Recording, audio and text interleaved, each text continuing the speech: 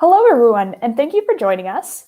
Today, Defending Rights and Dissent is holding our third event in the New Name, Same Flaws series about countering violent extremism tactics and what they mean for dissent in America. I'm Cody Bloomfield from Defending Rights and Dissent. I'm really excited about our guests today. We're lucky enough to have two activists from the Stop LAPD Spying Coalition joining us. The Stop LAPD Spying Coalition fights for trust in communities, which takes the form of fighting back against surveillance, speculative suspicion, and community infiltration. The coalition has been remarkably successful in running community education campaigns, debunking some of the mythology around counterterrorism, and advocating against surveillance across the LA area. Today, joining us are Akil Gopal and Shakir Rahman. Both are activists and members of the Stop LAPD Spying Coalition. Akil is a composer and music teacher based in the Los Angeles area, and Shakir is a community lawyer who is kind enough to join us from a direct action today. So, welcome. We're really excited to have you today to talk about some of the mythology of the national security state. Thank you so much, Cody. Yeah, thanks for inviting us. Yeah, excited to have you all. All right, I guess we'll dive into it and talk about how CVE is social control and how it fits into the broader surveillance landscape. All right, so the Stop LAPD Spying Coalition has done really cool work in the frontlines fight against the LAPD programs that surveil people and create mistrust and create an atmosphere where like the default presumption is guilt, not innocence. And CVE is an important part of that surveillance geography. I was wondering if you could talk a bit about the 2016 fight against CVE in schools, where Stop LAPD Spying banded together with the United Teachers of Los Angeles and ultimately forced the mayor to turn down a $450,000 CVE grant.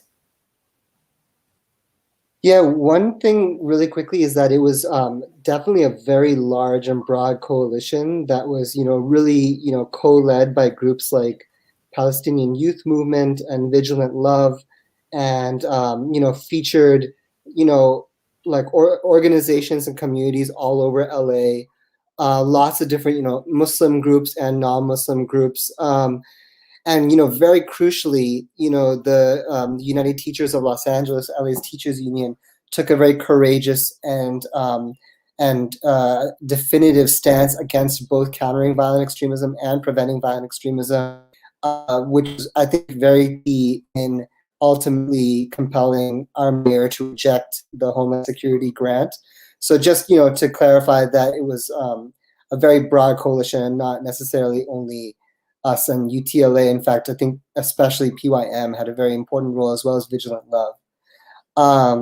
And I think also one thing that people might want to know about that campaign, that it's different from some of the news about it, is that what was most prominent in the news is the advocacy struggle, the legal battle against this grant, which was important, but it was only a part of the story. There was a huge grassroots struggle too. There was lots of people regularly turning out to City Hall, and there was, pop ed. There was students who mobilized. There were, and the other thing is that narrative, that when it gets told from the perspective of just a legal struggle, only captures one of the problems with CVE, that it oversteps, constitutionality, or that it, violates civil liberties. But if you tell it from the perspective of this grassroots struggle, you realize that people are not fighting for, a regulated and constitutional CVE program. They're fighting for the abolition of CVE or other form of surveillance. And it doesn't matter to all of our communities if it's following the rules, and still committing harm, because the rules don't prevent harm. They just make sure that it's done with the veneer of legitimacy. So I don't know, Shakir, if you want to add anything to that. Yeah, I think just one other thing I want to add, and that's along those same lines of highlighting the grassroots struggle around it, and the aspects of that are really community education, kind of direct action, collective action with teachers standing up and community members standing up, is that a big part of how we see these programs is obviously this is a particular federal program with particular funding streams, particular partners. There's two aspects of it that I think are worth lifting up that are really, we see it across the board in other things that we're organizing against. One is the role of or just like even just this basic idea of kind of using indicators of people's just behavior or background or profile or demographics or whatever to like predictively, proactively, kind of speculatively criminalize them, or to subject them to more scrutiny, to subject them to here, counter radicalization, whatever, as well as like we see that a lot these days, not just in kind of predictive policing programs and data-driven policing programs, which are a big part of what the coalition organizes against, but in the example with CVE, as well as similar programs that will target kind of gang youth or troubled youth or whatever the latest language is for demonizing young people and attacking kind of their forms of association and struggle and all that.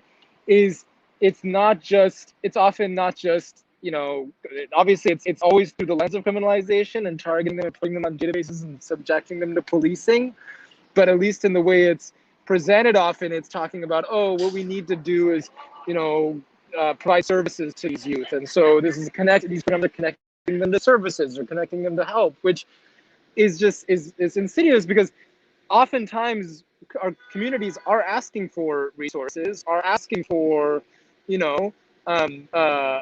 more funding for schools, more like support and programming for youth, but that only is ever granted through the mechanisms of policing, through a gang program, or through just straight up through LAPD. So that's kind of one thing, is this kind of proactive, speculative, behavior-based, hunch-based, and also like kind of risk, like based on measuring and assessing people's risk, and then delivering kind of like delivering needed resources only through the lens of policing, where it's always going to be connected to surveillance and criminalization. And then the other aspect of CV that I think is really connected to other aspects of what we organize against is, and Akil kind of lifted this, is that the CV program is not just the people who are involved in it are not just the police and the state, but also kind of nonprofits. And the grants are often administered through these through institutions that are very complicit in policing, either academic institutions or nonprofit institutions.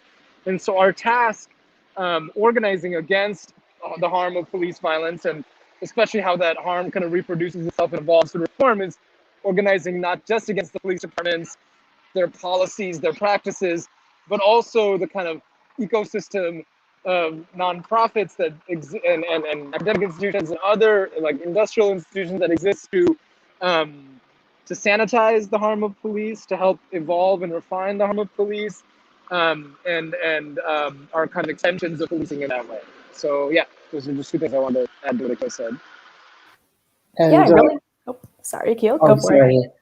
Yeah, I just wanted to also give a little bit of context for the before and the after as well, in case people, they might already know, but LA was one of the pilot programs countering violent extremism going back to early 2010s.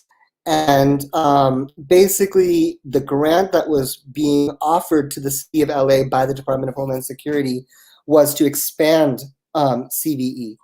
And so one of the things that we want to investigate, because as people who are trying to be accountable to LA communities, it's not just about defeating this one program. It's also how can we force the city or the state to reckon with the harm that they already committed. And that's like an ongoing struggle with LAPD's other devastating programs like Operation Laser or Predpol. Is even though they're terminated, the fight's not over. So there's that. And then post the defeat of this grant, well, one thing is that we know that these programs have not stopped. So in 2018, when the grant to the city for CVE was defeated, in the exact same year, the Simon Wiesenthal Center took a grant from the state of California for preventing violent extremism, which that grant from the state of California was also federal money, passed through the California Office of Emergency Services. And then that was to institute a PVE program in LA schools, So basically, as Shakir was saying, the way that nonprofits can act as third party subsidiaries of this state violence, and then not only did the PVE grant come through in that way, but we also have records of there's both public records as well as publicly available research documents that researchers, including Stephen Wine and David Eisenman, did when they evaluated the CVE program in LA, where they suggested that in the wake of this sort of campaign against CVE, that it's best for CVE to not be instituted in LA as a sort of a standalone public project, but to be embedded within institutions that already work in LA in terms of policing, and they especially recommended the Department of Mental Health. So this is a context where, as the coalition, we're always trying to draw connections to show that the police and law enforcement is really only the blade of the knife, the edge of the blade of the knife, and that the whole knife is, the whole state and all of its apparatuses, and that the Department of Mental Health, which regularly exchanges information with the police and with school districts, could be what houses the current manifestations of CVE in LA, and through existing programs that existed even before CVE, that were already policing people, through the existing infrastructure of mandated reporting, which already polices people, which people in the coalition have done really amazing research to uncover. So just to point out that the fight is not over, and it also didn't just begin with that one grant. There was a before and after too, specifically with CVE. Yeah, I really appreciate how you connect all these different threads of where this kind of speculative criminalization connects through these systems of power. And I really appreciate that you call out that CVE is not just a civil liberties problem, not just like a rules game, and finding more accurate indicators won't solve it. But the problem with CVE is it fundamentally reshapes communities. And kind of along those lines, the national security state has done an excellent job branding CVE. It's been pitched kind of as a softer counterterrorism alternative. Like, they talk about how it's community-based, but the Stop LAPD Spying Coalition has been really effective in pushing back against this narrative. You guys call the national security state the Stalker state, and what DHS calls building community resilience, you call infiltration and snitch culture. So I was wondering if you could talk about some of the mythology embedded in the language of counterterrorism and what Stop LAPD Spying has done to kind of fight back against that narrative.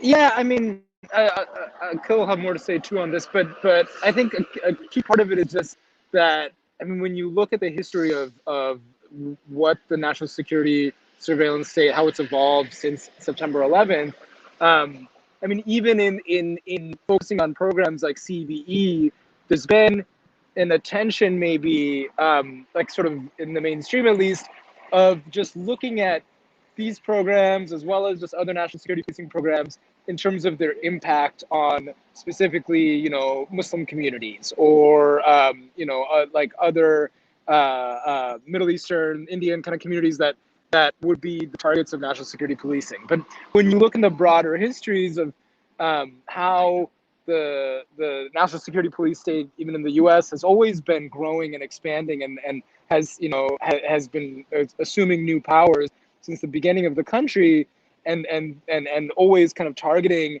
the same kind of suspicious populations that are deemed suspicious: Black and brown populations, migrant populations, queer people, indigenous people, like that. Like what we've seen in 9/11 is just using the demonization and the image of the Muslim terrorist or the brown kind of threat as a way of creating new powers, and just kind of capitalizing on the fear of that to expand policing and expand police power in ways that are of course then used to target the same communities that have always been targeted. So with CBE, these are programs then that are helping build the infrastructure for targeting and criminalizing Black and brown youth. Same with other national security programs like the Suspicious Activity Reporting Program, which is a kind of a setup between local police and the Department of Homeland Security as a behavioral surveillance program that creates intelligence files on people based on kind of benign conduct. So I think that's why it's both really important to, and I appreciate the way this question is framed, is to have a lot of that fight on the level of confronting the myths, confronting the like ways that they're fighting a war that also has to do with culture and ideas and kind of profiles and fear of the other and that process of otherizing, and to really be fighting back with that, not with like Akil was kind of laying out, not just with trying to think of what's the rules, and I say this as a lawyer too, is like think like not just kind of what's the privacy line or the trade-off of security and safety, where's the reasonable expectation of privacy of the Fourth Amendment, but really building and empowering a culture of resistance that takes that's all about protecting our communities and building community power against these forms of like you're saying, these myths, or even just like even something like community policing is this like branding similar to how national security policing is, that's taking on, that's used to increase infiltration, increase kind of informative culture. How do we build the narrative that that's the policing of community, that's the attacks on our community, and that what we need to build is not just new rules and new policies, but a culture of resistance to all of that. Yeah, and I really also appreciate the way that the question talks about myths. What are the myths of this language of counterterrorism? And I think for me, one of the ones that jumps out currently, I don't think this was always the case with CVE, but in the wake of the attack on the Capitol, in the wake of like Trump and Trump supporters, I think that one of the myths embedded in the language of CVE as it currently is, or the CVE framework, is that white supremacy is something that's separate from and like outside the state, and that the state is this neutral entity that can be communities, lines of defense, their saviors against white supremacy. I think that that's one of the same myths that is underlying, the notion of a hate crime. The notion of domestic terrorism is that in order to even describe white supremacy, the state uses language that derives its like visceral power from the racism that we all sort of like that the state basically has towards the Muslim or Arab other. Or in previous generations that also included the communist other. I think that's continued, but like this language of terrorist, people have to describe white supremacists as basically like what's considered to be anti-American.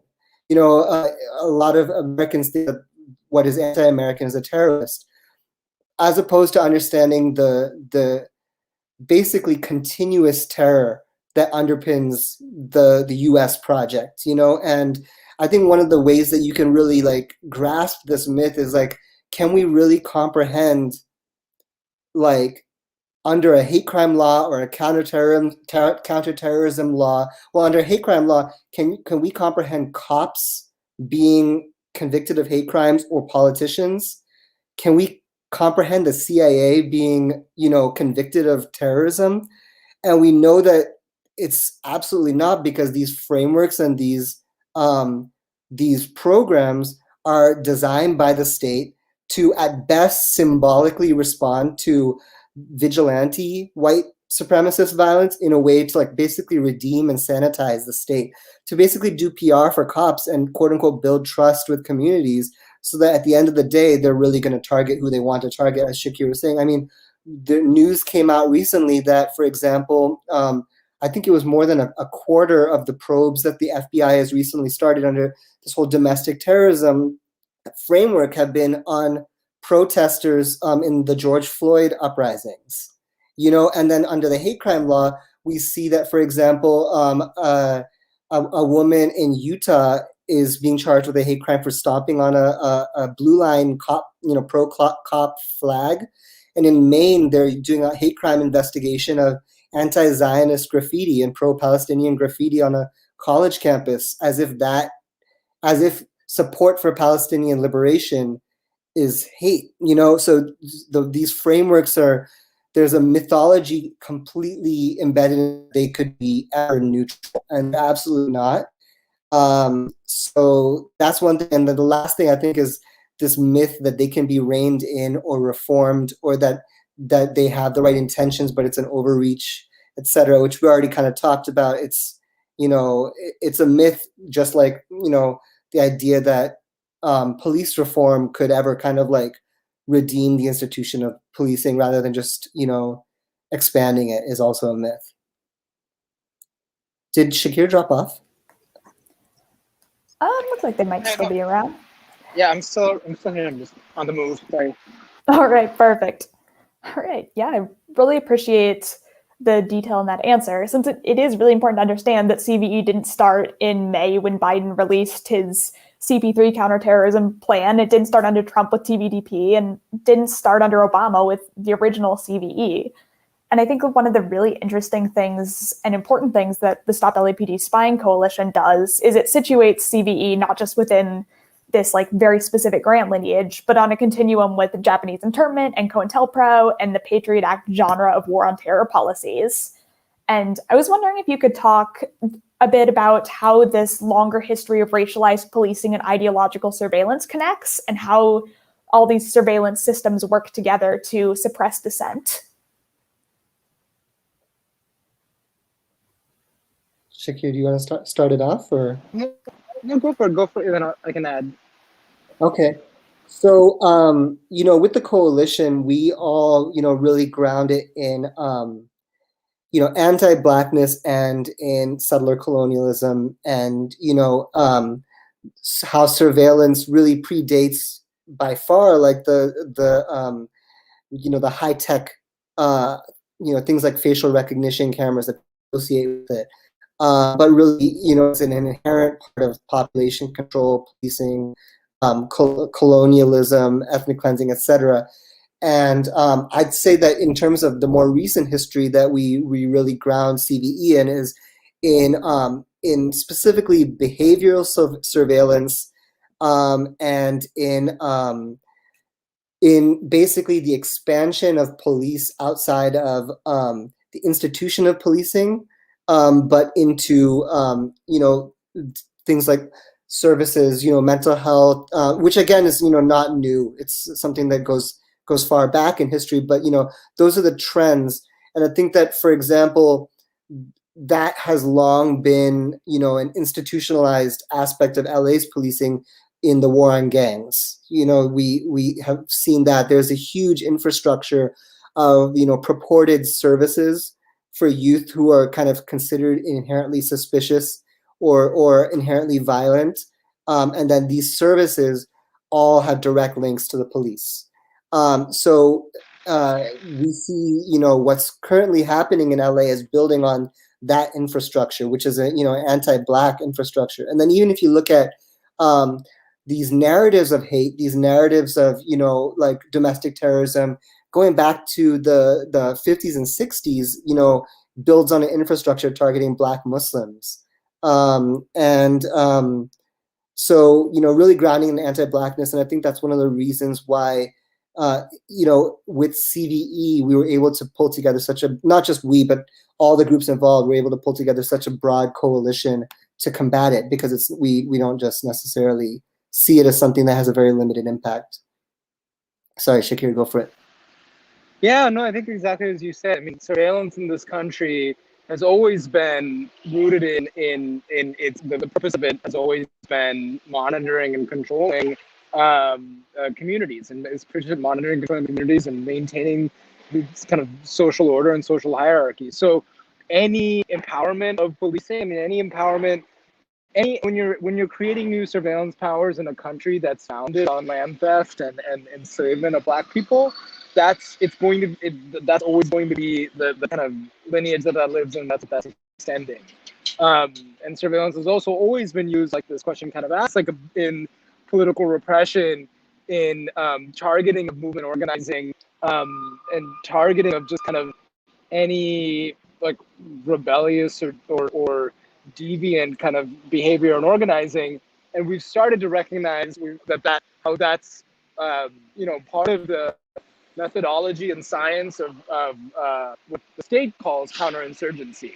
And counterinsurgency practices are have been refined in a number of occupation contexts by the U.S. Of course, even here domestically, as well as though in the battlefields of Iraq and Afghanistan, and before that Vietnam, before that the occupation of the Philippines and Latin America, that these have programs of trying to identify the leaders of an insurgency, trying to identify the elements, including like ideological or behavioral elements of insurgency, and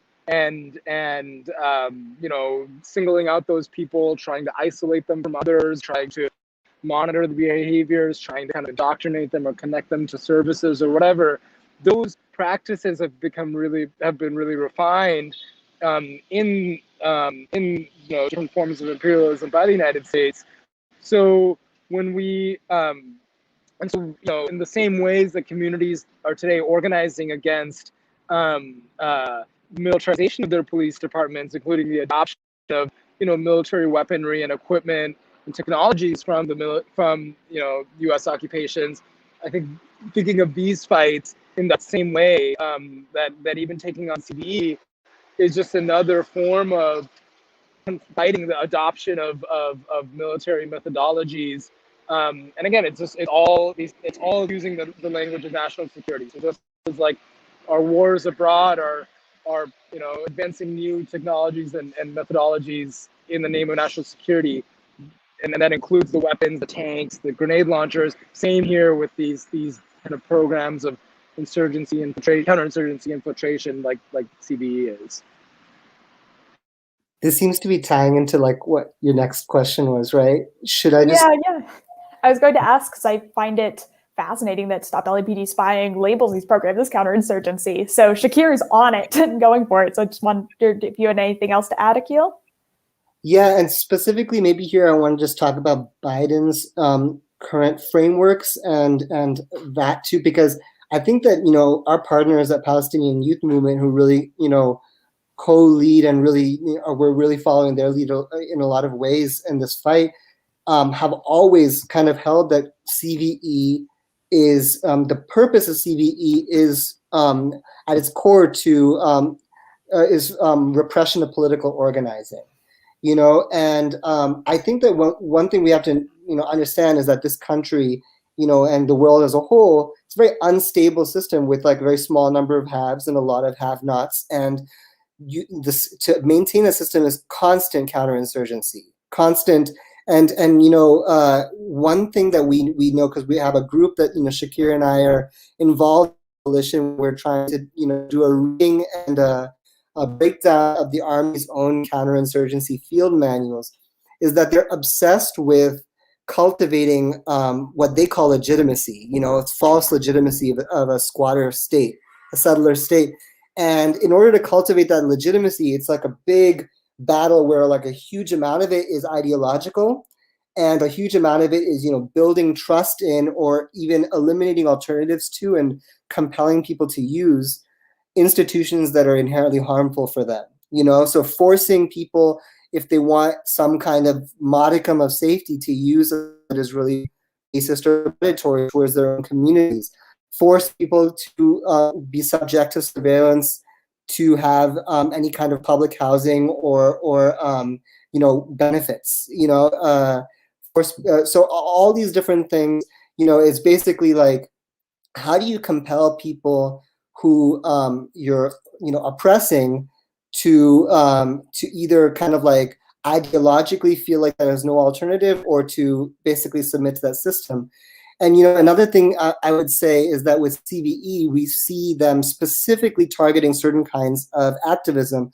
For example, in Biden's new framework, they explicitly call out what they call Puerto Rican national extremists.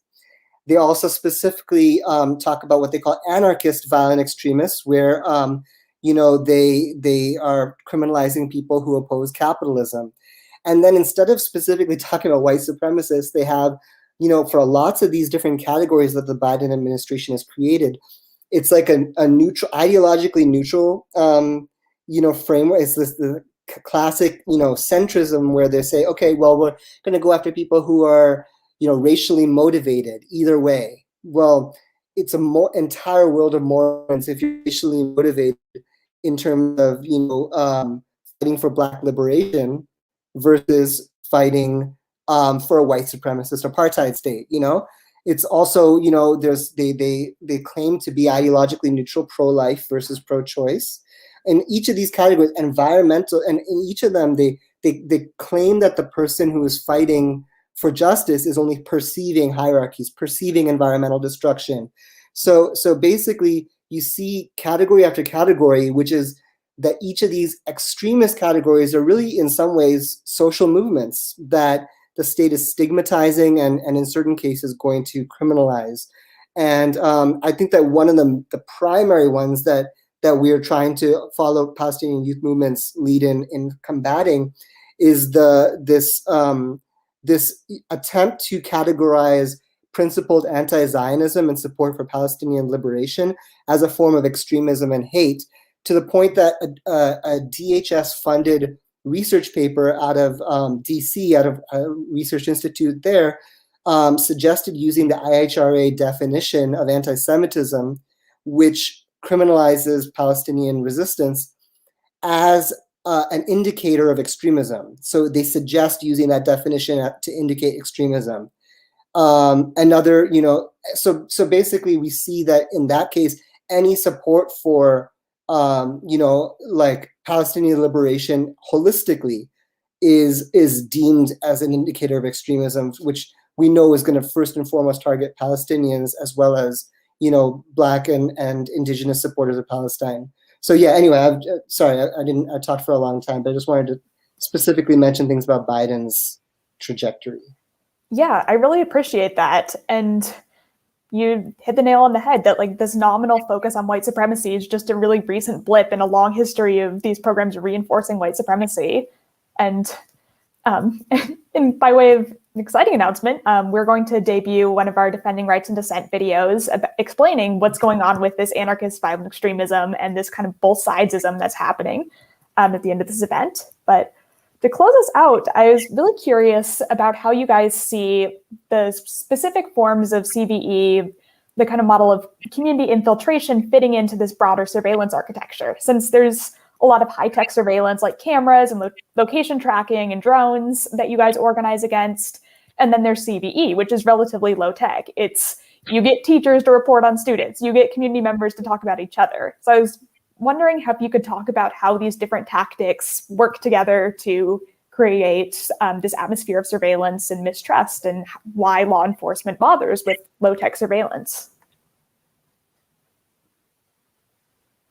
Yeah, maybe we can take a first stab at that. So, I mean, you can kind of think of it from both sides. So on the one hand, it's that surveillance has always been low tech. That surveillance and what police do, and the kind of even the most harmful, invasive aspects of it have always been kind of, based on police watching you, keeping records on you, being able to invade your space, and especially among the community that we work most closely with or we're grounded with. So Stop the Peace Flying Coalition is based in the Skid Row neighborhood of downtown LA. Our members from Skid Row, residents of comrades, they're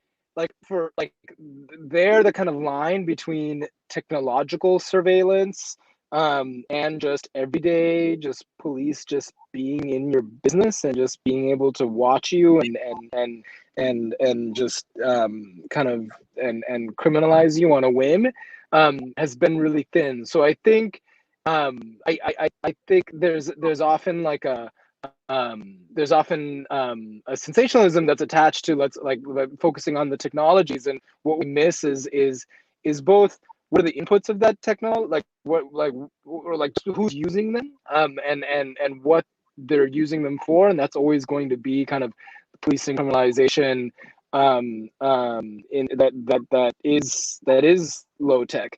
And then I think just the other side of it is that just like those high-tech forms of surveillance that you're talking about, facial recognition, license plate readers, cameras, those are generating data and inputs for this soccer state, and are generating this kind of that's when we talk about data-driven policing and police data mining. Those programs are generating that data, and that's what is being mined. Same with programs like CVE and special activity reporting and gang reduction kind of efforts. Is like they're also generating the contacts with people that are police data. Every time police stop you, encounter you, fill out a report on you, that's being fed into systems where it's going to be shared with other agencies and then used for future data mining. So even though the kind of aspect of it is low tech, it's also generating data for these high tech predictive systems, data mining systems, increasingly AI systems that is the new paradigm of policing. Absolutely, and I would also want to add to that CVE is a ideological framework and a style of policing that I'm sure increasingly will have its own high-tech aspects too. Excuse me. So, for example, there's a researcher out of UMD that we're working with. It's a DHS research there as well in the University of Maryland. We're working with some students to do research on, and they have researchers who are looking into how to create an algorithm to predict extremism and radicalization. So there's that's one example. Another thing that I would say is just that the mainstream bureaucracy of surveilling youth in LAUSD involves, and this is publicly available on LAUSD's website. If you look at like their threat assessment, stuff is when their procedures involve notifying federal agencies, for certain cases, and that means that student's information is going to end up in a Department of Homeland Security fusion center, or to the local FBI branch. So what starts off as filling out maybe possibly a paper risk assessment or something on a computer ends up with that youth's information in federal agencies' hands for forever. And I would also say that I have one other thing about this. Oh yeah, last thing I would say is that extremism and terrorism are also, in some ways, extremely political and ideological categories. Who's, the people who are in charge of developing what that ideology means, whether that's the state or its partners, are very deeply involved in curating, in terms of the high tech side of it, curating information online too, or access to different kinds of services. For example, we see recently that the ADL recently announced a partnership with PayPal. And the ADL, as a Zionist organization, has been consistent in categorizing our own sites and databases, and especially viciously in targeting Palestinian activists, categorizing anti-Zionism as extremism or hate. So if that is a group that is involved in some ways, being involved in surveilling people's financial transactions, as deeply troubling. And not only that, but groups like this, but also in general, high tech. For example, companies like Facebook and Google, monitor content and sort information online based on these categories too. So there's a high tech side of it, along with this sort of like low tech side that is the foundational level of just kind of like using people's literal relationships to surveil. So yeah, thank you so much. Fascinating and absolutely terrifying kind of way. So Thank you guys so much for joining us today. I really appreciate you coming today to talk about how CVE fits into this broader history of white supremacy. Because I think a lot of the myths out there are that CVE just isn't good enough. Like if we define the rules closely enough or find the perfect metrics, then that'll somehow make it not part of the architecture of white supremacy. So I really appreciate you guys coming on here to talk about that and to talk about why that's a total myth and how that's not going to work. So thank you guys so much. Thank you so much, Cody. And yeah, thanks to everyone who tuned in today. Next week at the same day, same time, Nicole Nguyen will be here to talk about how CVE in schools reshapes the education system. And on a related note, we'll debut a short video from Defending Rights and Dissent explaining what the heck's going on with anarchist extremism and how the categories the FBI uses reinforce systems of power, since surveillance upholds the status quo at the price of suppressing dissent. And the both sidesism of these categories shows that. All right, here's our video.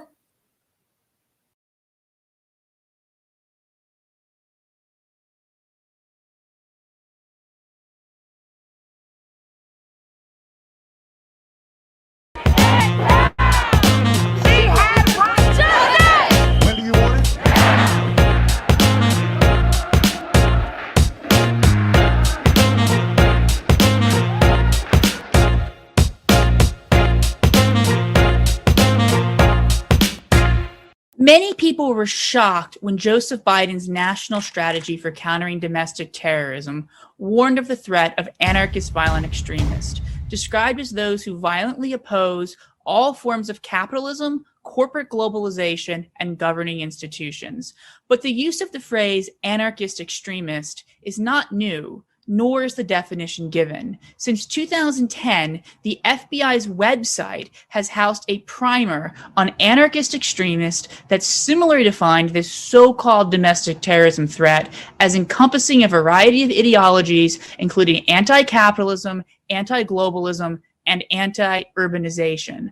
Sometime around 2019, the term anarchist extremist was folded along with militia extremist, sovereign citizen extremist, and Puerto Rican national extremists into the new category of anti-government or anti-authority violent extremism, which is disturbingly defined as the potentially unlawful use or threat of force or violence in furtherance of ideological agendas derived from anti-government or anti-authority sentiment, including opposition to perceived economic, social, or racial hierarchies, or perceived government overreach, negligence, or illegitimacy. Defenders of the FBI would argue that all of these definitions stress the unlawful use of force or threat of violence, and therefore don't actually represent a threat to people solely engaged in First Amendment protected speech. So what's the big deal? And is there cause for concern?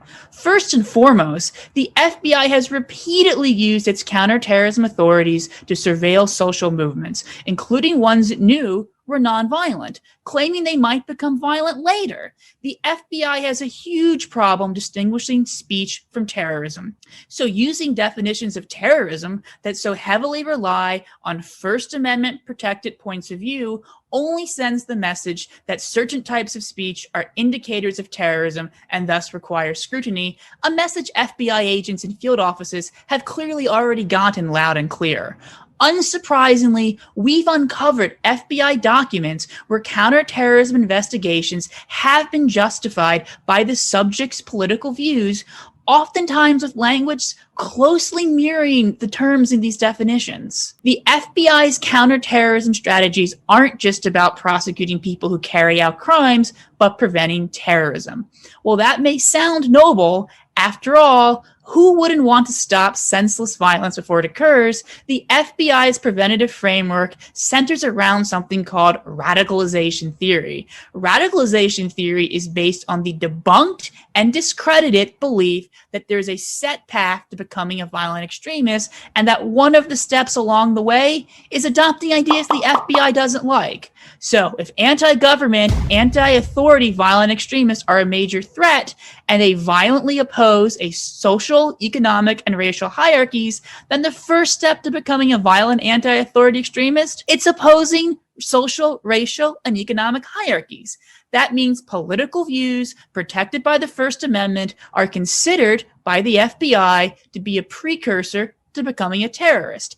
And in spite of FBI Director Christopher Wray frequently telling Congress the FBI does not investigate ideology, we don't really think of threats in terms of left and right at the FBI. We're focused on the violence, not the ideology. but only engages in properly predicated investigations, he neglects to mention the FBI currently operates under the loosest guidelines since the reforms of the 1970s. The FBI can, without any factual predicate, that is fancy language for a reason to believe someone is engaging in criminal activity or threatens national security, open a type of investigation called an assessment. Assessments can use extremely intrusive techniques such as informants and infiltrators, going through trash, and conducting physical surveillance.